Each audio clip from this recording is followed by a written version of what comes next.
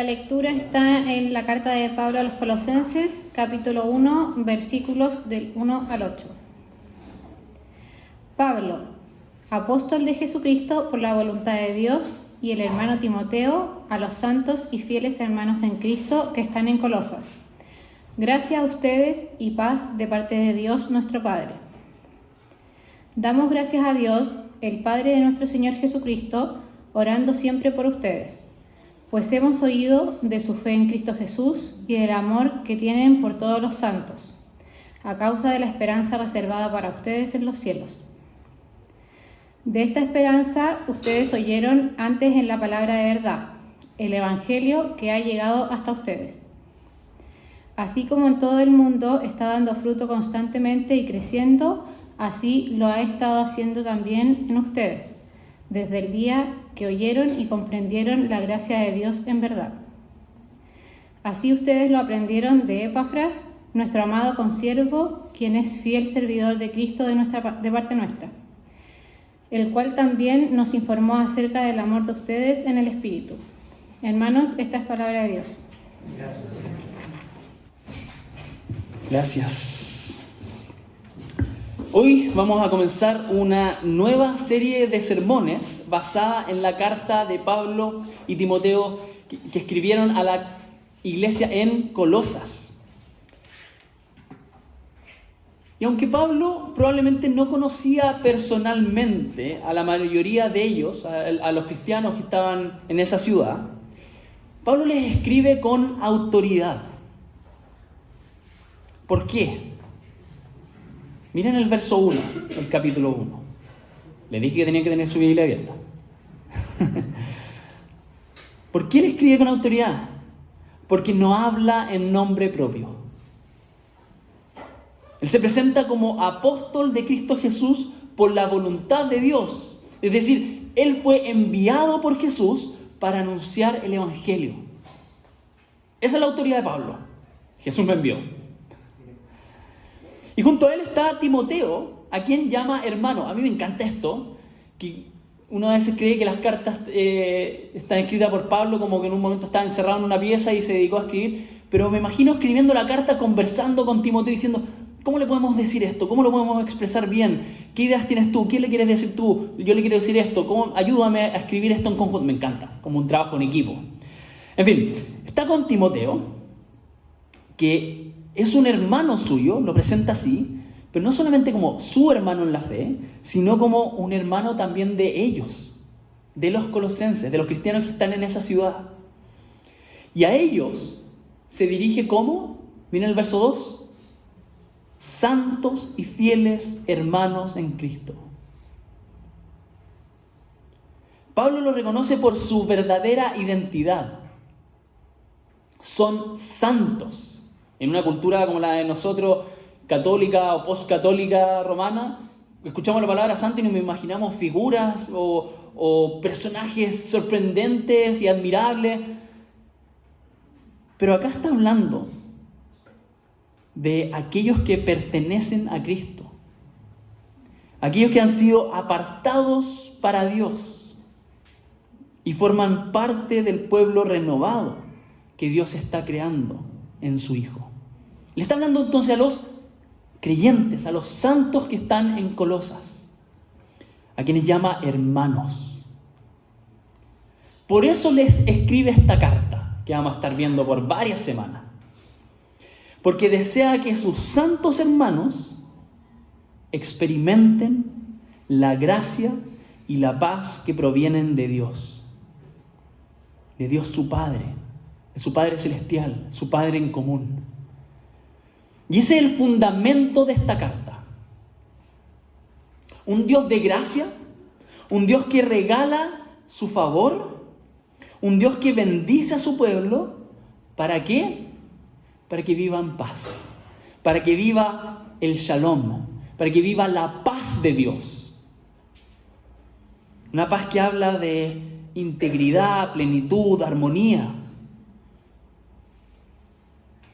Su deseo es que la gracia de Dios sea derramada sobre sus hermanos, los santos en Colosas, y que puedan vivir la paz de Dios, esa paz que habla de una vida restaurada, tal como Dios siempre quiso que fuera bajo su gobierno. Gracia y paz. Y eso es lo que vamos a estar viendo hoy, o comenzando a ver hoy, y en los próximos sermones. Que Dios ha hecho todo por nosotros. Él regala, es un Dios de gracia. Y vamos a estar viendo cómo esa realidad de que Dios da su gracia transforma nuestra manera de vivir. Una gracia que transforma nuestra manera de vivir. Los invito a orar. Padre bueno, ese es también nuestro deseo para esta iglesia, que tú nos concedas de tu gracia y de tu paz. Señor, queremos conocerte más. Queremos recordar lo que tú has hecho por nosotros y que nos recuerdes, nos muestres cómo podemos vivir.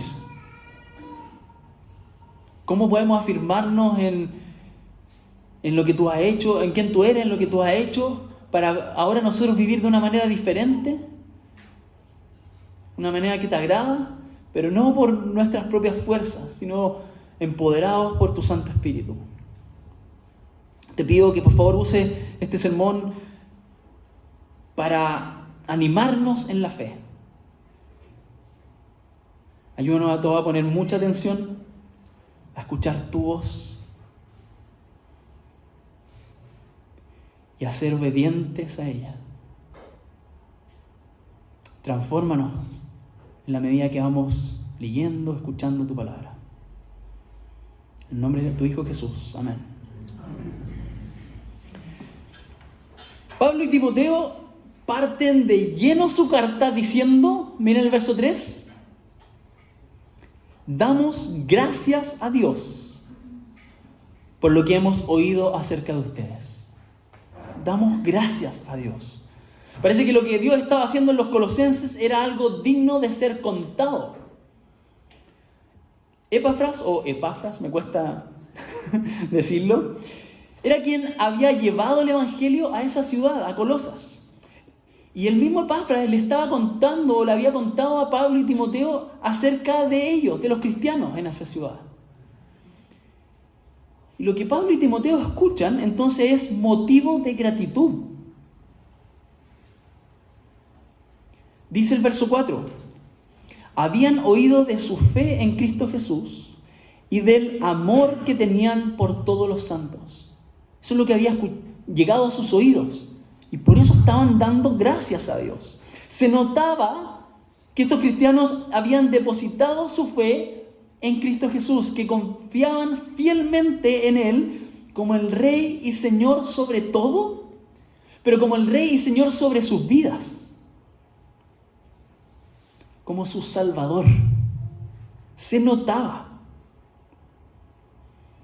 Me imagino que esa fe se hacía visible cuando se entregaban de lleno a Jesús, cuando les tocaba abandonar sus antiguos dioses, rechazar los ídolos, la religión y las ideologías propias de su cultura, que por mirar a Jesús y confiar en Él, dejaban esas cosas de lado y transformaban su manera de pensar, transformaban su manera de vivir. Y eso no era algo netamente doctrinal, teórico, intelectual.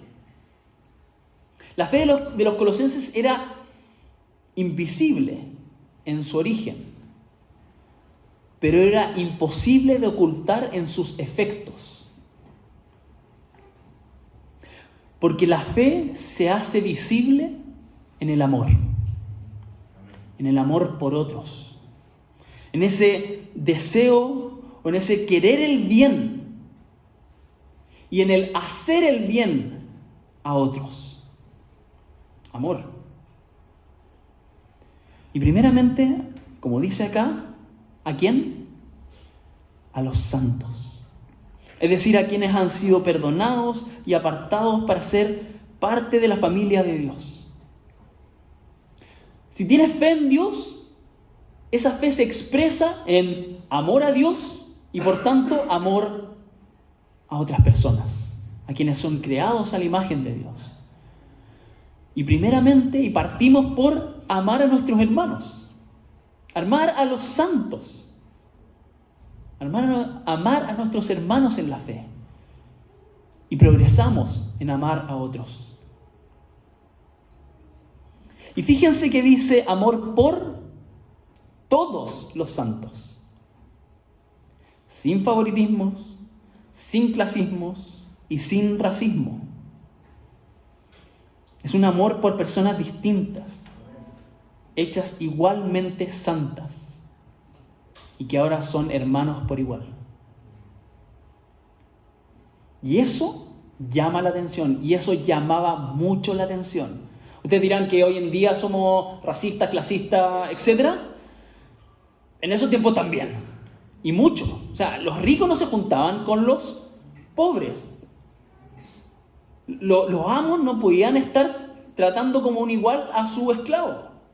Pero el cristianismo viene a dar vuelta a eso, para que el amo llame hermano al esclavo, y para que el esclavo pueda llamar hermano a su amo.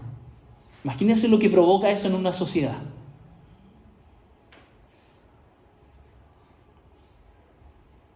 Eso era revolucionario y totalmente contracultural. Un estilo de vida que en lo teórico y en lo práctico era diferente. Una fe que se notaba en el amor. Y eso nos lleva a preguntarnos cómo se hace notar nuestra fe en el día a día, hoy. Porque la fe de los colosenses, he dicho, era conocida, había llegado a oídos de otros, era visible, se podía ver. ¿Y la nuestra? ¿Se nota? La fe bíblica, la fe que promueve la Biblia, no consiste solo en afirmar que Jesús es el Señor. Consiste en vivir como si realmente lo fuera. Porque sí, Él es el Señor. Pero tengo que vivir no solo pensando eso, sino que tratando de que sea una realidad en mi vida. Que Él es mi Señor. Entonces se debería notar o se nota cuando tomamos decisiones preguntándonos ¿qué honra a Cristo? No simplemente esto me conviene o no. ¿Esto honra a Cristo como mi Señor o no? Se nota cuando elegimos la obediencia, aunque tenga un costo. Una obediencia que va acompañada de un gozo. No una obediencia cargosa, sino un gozo de saber que si obedecemos, nos conviene porque Él nos ama. Se nota cuando mantenemos nuestra integridad, aún en lo secreto. Nuestra fe se nota cuando o en cómo administramos nuestro dinero, en cómo administramos nuestro tiempo, cómo administramos nuestras prioridades. Porque somos personas que pertenecen a Jesús. Nuestra fe se nota o se debería notar cuando seguimos confiando en Dios en medio de las dificultades, de la incertidumbre, en lugar de vivir gobernados por el miedo. Ahí se nota la fe. Ahí la fe está llamada a ponerse en práctica. Y se nota y brilla, como lo vemos acá en Colosenses, en el amor. Un amor por todos los creyentes. No solo por los más cercanos, no solo por los que piensan como uno, no solo por los anglicanos, no solo por los más agradables o los más desagradables. No, por todos los santos. Y eso nos desafía a nosotros, ¿o no? A mí por lo menos. Yo no encuentro a nadie desagradable acá. Pero podemos preguntarnos, ¿hay hermanos a quienes evitamos? ¿Hay personas dentro de la iglesia con las que preferimos no relacionarnos? ¿Hay creyentes a quienes juzgamos más rápido de lo que amamos? ¿Hay personas a quienes saludamos cordialmente, pero por las que nunca oramos? ¿O que nunca servimos? ¿O que nunca nos interesamos realmente? No quiero que nos sintamos mal. Quiero que veamos en lo que hemos fallado y, como el Evangelio nos dice, arrepentimiento, fe y decir: el Señor, necesito que me cambies y tú me vas a cambiar. Quiero vivir así. Entonces hay un ánimo a vivir así, una fe que nos lleva al amor, porque el amor del que habla Pablo no es una emoción, no es meramente una emoción. Es buscar el bien de otros de manera concreta. Es escuchar, servir, animar, perdonar, tener paciencia, compartir cargas y dejar que otros nos amen también. La verdadera fe en Cristo se hace visible en el amor por la familia en la fe.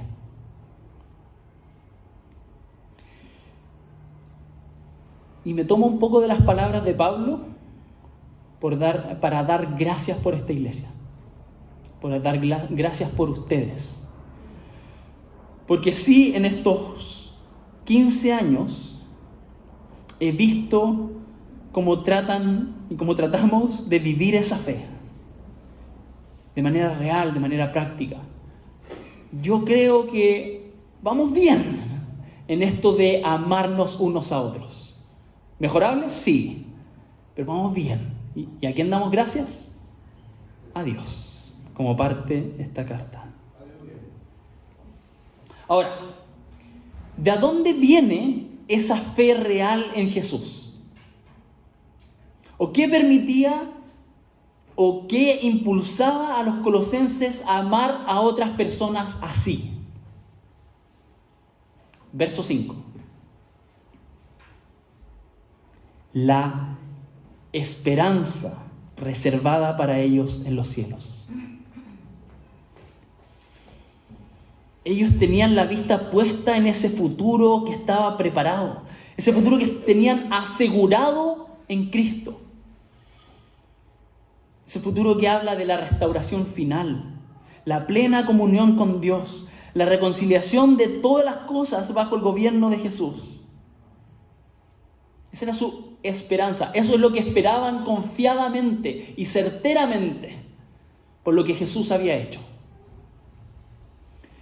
Esa esperanza futura transformaba y transforma hasta el día de hoy a los cristianos para capacitarlos para vivir el presente. Por eso, por esa esperanza futura podían vivir ahora con fe. Por eso ahora pueden amar. Porque sabían, y me cuesta esto de los tiempos, estoy hablando de los colosenses, pero también estoy hablando de los cristianos de hoy en día. Bueno, sabían que la historia tenía un final seguro en las manos de Dios. Esto es el anti-carpe diem. Es el anti-vive la hora porque no hay mañana. Es más bien un vive ahora porque hay un buen mañana. Vive hoy a la luz de un brillante mañana. Esperanza. Aún en días difíciles, días de invierno, a los que nos cuesta el invierno, a los que luchamos con nuestro pecado, hay esperanza. ¿Dónde está nuestra esperanza, entonces? Pregunto. Eso. Pero vale la pena preguntárselo, ¿no? ¿Dónde realmente está mi esperanza en el día a día? Porque lo que esperamos moldea nuestra manera de vivir. Si ponemos nuestra esperanza en que me suban el sueldo o no el próximo año, o si consigo trabajo o no. Si pongo mi esperanza en las circunstancias solamente, nuestra fe se debilitará cuando las cosas se pongan difíciles. Si nuestra esperanza está en nuestros planes, nos frustraremos cuando no se cumplan. Pero si nuestra esperanza está en Cristo, como acaban de afirmar, si nuestra esperanza está en el futuro que Él aseguró, podemos vivir ahora con fe, podemos seguir confiando, podemos seguir obedeciendo, podemos seguir amando, incluso cuando las cosas se ponen difíciles, incluso cuando no vemos resultados, incluso cuando otros nos decepcionan. Porque cuando las cosas resultan mal, cuando nos decepcionan, uno empieza a decir, chuta, pero ¿cómo va a ser mañana? Va a ser peor. Pero no, ¿de qué mañana estamos hablando acá? De un mañana futuro mejor. Asegurado en Cristo. Sabemos cómo termina la historia.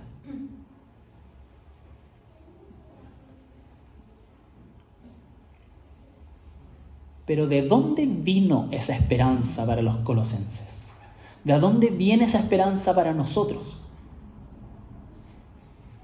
¿Cómo conocieron esa esperanza? La segunda parte del verso 5. De esta esperanza ustedes oyeron antes en la palabra de verdad. ¿Cuál es la palabra de verdad? El Evangelio. Entonces esa esperanza no nace de un deseo optimista, sino que está firmemente fundada en el Evangelio. Evangelio es las buenas noticias acerca de quién es Jesús y de lo que Él hizo. Que aunque la humanidad se rebeló contra Dios, Jesús vino. Vivió la vida que nosotros no podíamos vivir. Él vivió bien. Él vivió honrando a Dios, como nosotros no podemos por nuestra propia naturaleza.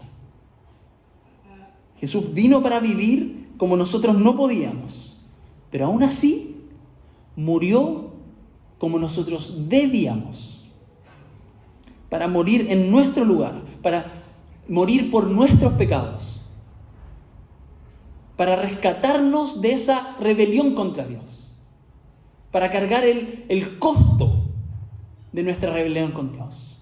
¿Para qué? Para que con su resurrección nosotros resucitemos junto con Él.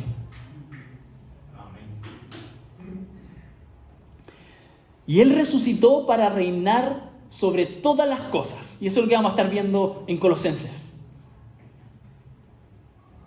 Un evangelio que habla de lo que Jesús, de quién Jesús es, de lo que hizo, de quién es hoy en día, de cómo reina por sobre todo y lo que eso significa para los que hemos puesto nuestra confianza en Él. Esas son buenas noticias. Que por medio de Él Dios está reconciliando a las personas consigo mismo. Está restaurando las cosas. Aunque no lo crean y las noticias no lo digan, está restaurando este mundo. Para que todos los que confían en Cristo formen parte de la nueva creación que Él prometió. Para que todos los que han confiado en Cristo tengan esa esperanza. ¿Hay algo más seguro que lo que Cristo hizo por nosotros? ¿Hay algo que fortalezca más que tener como Rey a quien venció a la muerte? El Evangelio es nuestra fe, el Evangelio alimenta nuestra fe. ¿Hay un futuro más seguro que el que Dios ha prometido? ¿Hay una razón más grande para seguir adelante que saber cuál es la meta? Una meta que ni siquiera tú tienes que lograr. Es una meta lograda y regalada para ti. ¿Hay algo que provoca más esperanza que eso? No hay nada como el Evangelio. No hay nada como la esperanza que el Evangelio proclama. Porque cuando sabemos quién es Jesús, cuando sabemos lo que ha hecho y el futuro que ha asegurado para su pueblo, somos fortalecidos para vivir con fe en Él y vivir amando a otros. Si sacamos el Evangelio, no funciona. Y es por eso que Pablo y Timoteo están tan agradecidos con Dios. Porque esto no es obra de ellos. Tampoco es una obra de Epafras. No es Pablo y Timoteo lo que ellos lograron. Ellos ni siquiera los conocían de primera fuente. De principio a fin ha sido Dios quien ha estado obrando en ellos. Dios es quien le dio el Evangelio. Dios es quien produjo en ellos esa esperanza que está dando fruto en una vida de fe en Cristo. Fruto de amor por los demás. Y el mismo Dios que comenzó esa obra la llevará a su pleno cumplimiento. Esa es la gracia de Dios en acción. Como lo veíamos en la introducción y de lo que se trata esta carta. Dios obrando gratuitamente en su pueblo para restaurar vidas y producir shalom, paz. Miren los versículos 5 y 7. Ellos solamente, y bien hecho, ellos solamente oyeron el Evangelio que Epafras les predicó. Lo aprendieron de él. Comprendieron la gracia de Dios en verdad. Y el resultado estaba siendo evidente. El Evangelio estaba dando fruto. Estaba dando fruto en ellos, como lo hace en cada lugar donde llega el Evangelio. Da fruto.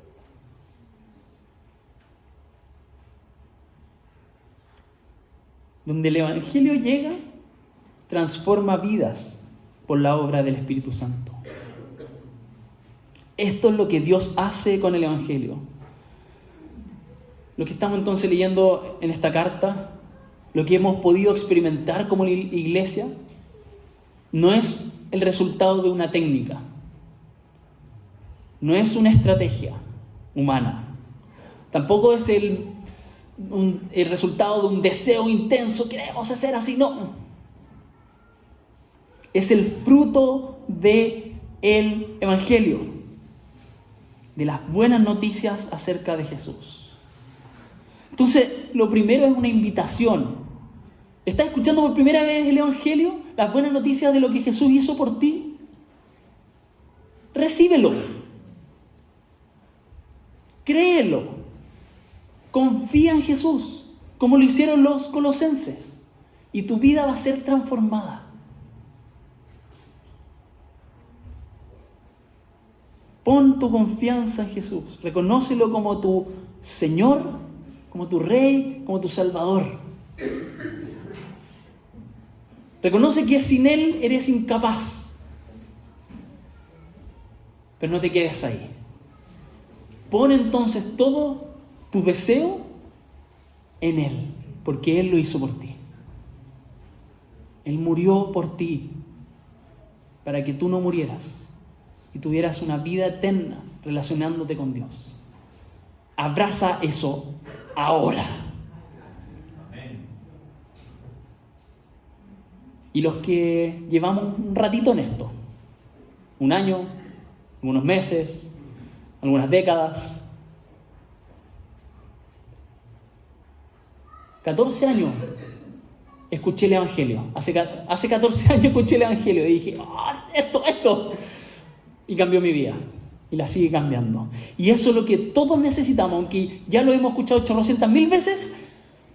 Necesitamos el Evangelio, lo seguimos necesitando. La vida cristiana no crece alejándose del Evangelio, sino que crece profundizando en él, más y más. Necesitamos volver a él una y otra vez. Así que si están llegando a esta iglesia, sí, domingo van a escuchar la palabra Evangelio por todas partes. Espero. Necesitamos volver a recordar quién es Dios. Necesitamos volver a recordar lo que hizo. Volver a recordar la esperanza que aseguró para nosotros. Así Dios seguirá transformando nuestras vidas, que con la vista puesta en esa esperanza, seguirá produciendo fe y produciendo amor en nosotros. Los invito a orar. Padre, gracias te damos porque tú eres el que hace estas cosas en nosotros. Tú eres el que nos has presentado estas buenas noticias. Señor, llévanos a recibir esta buena noticia, no importa en la etapa en la que estemos, llévanos a abrazar esto con toda nuestra fe. Sigue transformándonos por medio de esa esperanza que alimenta nuestra fe, que produce amor entre nosotros. Por favor, Señor, te lo pido, te lo pido mucho, que esta iglesia no sea de la boca para afuera, sino que realmente nos amemos unos a otros, domingo a domingo, semana a semana, y en nuestras relaciones como hermanos y en nuestras relaciones familiares también. Perdónanos si hemos fallado en esto y transfórmanos. En el nombre de Jesús oramos. Amén.